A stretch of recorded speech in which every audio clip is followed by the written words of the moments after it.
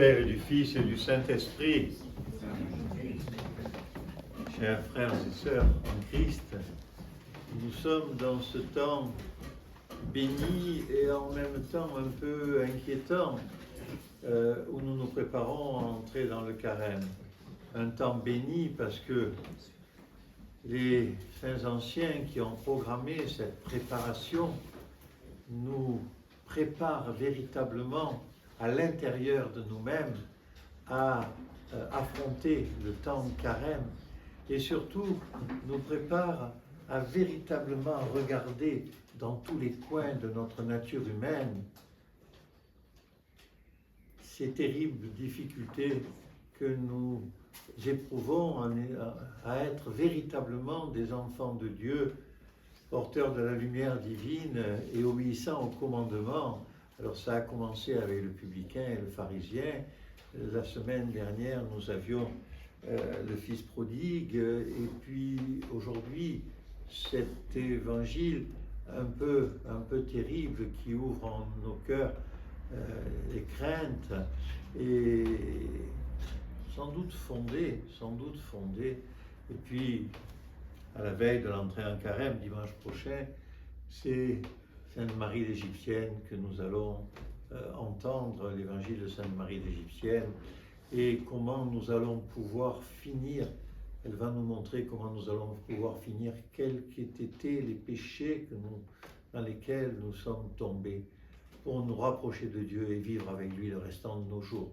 Ce sera le message de la semaine prochaine. Mais ici, là, nous entendons deux choses bien distinctes et sans doute plein d'autres, mais deux sur lesquelles je vais m'arrêter. La première, c'est Deis Irae, la colère divine, la colère de Dieu, l'ire, ça vient du latin, lire, colère. Nous entendons la colère de Dieu pour ce qui va advenir de nous si nous nous sommes trompés. C'est un premier point. Il y a un deuxième point qui me paraît infiniment plus important, c'est celui de l'enseignement de cet évangile qui nous explique comment être des chrétiens, ce que nous devons faire comme chrétiens, le message d'amour que doit avoir le chrétien pour tous ses frères. Et bien sûr, nous le voyons à travers ceux qui n'ont pas donné à manger, ceux qui n'ont pas visité, ceux qui n'ont pas soigné, ceux qui n'ont pas... Voilà. Alors effectivement, nous entendons ce message, alors d'une façon un peu déclinée, effectivement, et assez précise. Voilà ce que vous devez faire quand vous êtes chrétien. Et nous savons que nous lisons dans d'autres évangiles la synthèse. Aimez-vous les uns les autres comme le Seigneur lui-même vous aime, comme le Père lui-même vous aime. Alors effectivement, frères et sœurs, en ce début de carême, c'est sans doute un des objectifs que nous devons essayer de mettre au fond de notre cœur, c'est d'avoir plus de présence à l'autre, être davantage porteur de la bienveillance, de la bienveillance pour les autres, comme le Seigneur lui-même est bienveillant pour nous. Au moins pendant ce temps-là. Et si nous n'arrivons pas à tenir le carême, vous savez bien les craintes que nous avons de ne pas y arriver. Et même quand nous y arrivons, de ne pas avoir bien fait. Notre ego nous explique des tas de choses que vous ne pouvez pas savoir, en nous amenant même à pécher alors que nous sommes en train d'essayer de bien faire. Mais au moins, essayons d'avoir en nous ce regard. Vous savez, je me souviens de cet épisode qui m'avait été narré de cette dame bien mise dans un quartier très chic de Paris qui passe à côté d'un pauvre R qui est là à mendier et elle lui donne 10 euros. Mais elle ne lui donne pas, elle lui jette 10 euros. Et le mendiant se lève, prend les 10 euros, la rattrape et les lui rend. Il dit, je ne veux pas votre argent, madame. Mais si je vous le donne. Non, non, madame, vous ne m'avez même pas regardé. Je n'existe pas pour vous. C'est terrible, mais ça nous parle parfois de la faiblesse que l'on pourrait avoir au moment où nous devons faire preuve d'une générosité, d'amour pour l'autre, et nous le faisons d'une façon qui n'est pas finalement reconnue, acceptée et comprise par l'autre. Alors effectivement, nous pouvons être inquiets de ce que nous allons advenir si nous ne sommes pas capables d'être un petit peu chrétiens.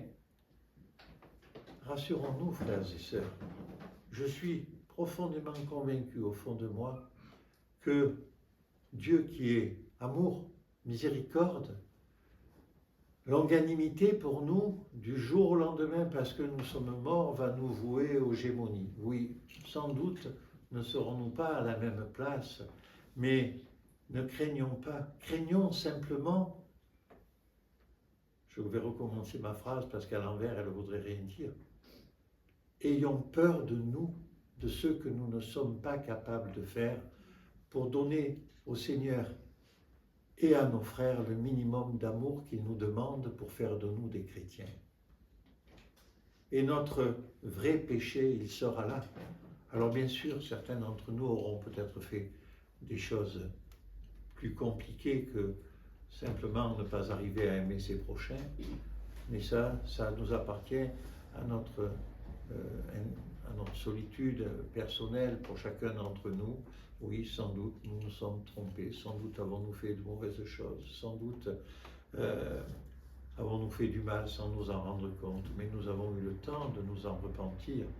Frères et sœurs en Christ, le Seigneur nous accueillera dans le royaume. Et ce royaume, c'est le début d'une nouvelle vie. Alors sans doute, cette vie sera, pour certains d'entre nous, un peu plus lumineuse, et sans doute, certains d'entre nous serons-nous un peu plus dans l'ombre. Mais la différence se fera dans quelques degrés de lumière différents pour contempler la lumière de la face de Dieu, mais dans la vie éternelle. Vous savez, le purgatoire a été créé tardivement par les catholiques, les chrétiens d'Occident, pardon, pour expliquer aux gens que même s'ils ont mal fait, ils vont peut-être malgré tout s'en sortir et pas être dans le feu qui a été la géhenne, qui a été créée pour Lucifer et les anges qui l'ont suivi. Mais, frères et sœurs, la miséricorde divine sera avec nous. Mais pensons à cela, frères et sœurs. Pensons véritablement, alors que nous entrons dans cette semaine, nous allons à nous préparer à alléger notre ventre pour nous approcher un peu plus de Dieu, pas pour nous rendre malades, chacun en fonction de nos forces. Mais là, nous entrons dans cette semaine, en ce dimanche du carnaval, nous entrons dans cette semaine de l'abstinence de viande, de la thyrophagie, des laitages, c'est les divers noms que cette semaine porte dans notre tradition. Profitons de ce temps qui nous est offert pour essayer de demander à Dieu qu'il nous donne la grâce de l'aimer un tout petit peu plus et de ne pas nous éloigner et de ne pas perdre espoir aussi, parce que nous savons l'immensité de nos faiblesses. Avant de vous quitter, je vais juste vous lire quelques paroles d'un grand ancien